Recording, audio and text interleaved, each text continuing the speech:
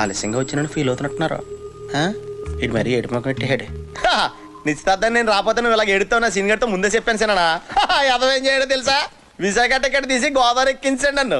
గుడి దాకా బాగానే వచ్చాను, అక్కడ టీసీ గడు పీగట్టు బయటికి గంటేహాడు. ఒరే మా బేబీ నిశ్చితార్థం రా అని చెప్తున్నా ఎండేండి సిన్ అన్నాడు.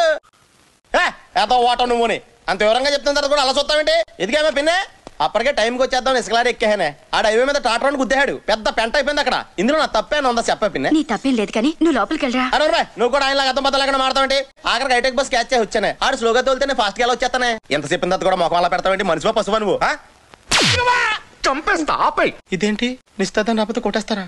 ఎక్కడ ఉందా ఇది? మాట్లాడంటే నిశ్చితార్థం ఆగిపోయింది చాలా. ఇటు పైకి ఎదవలాగా అంటారు కానీ సెంటిమెంట్స్ ఎక్కువ. ఎంత పని చేసి వచ్చినానా? నేను రాలేదని నిశ్చితార్థం ఆపేసావా? ఎంత అభిమానం ఉంటే మాత్రం ఒక క్వార్టర్ రాలేదని పోలింగ్ పోస్ట్ పోన్ చేసుకుంటావా? మూర్ఖత్వం కాకపోతే ఈ మధ్య నువ్వు చాలా దైత్యంగా బిహేవ్ చేస్తున్నావు టాకో.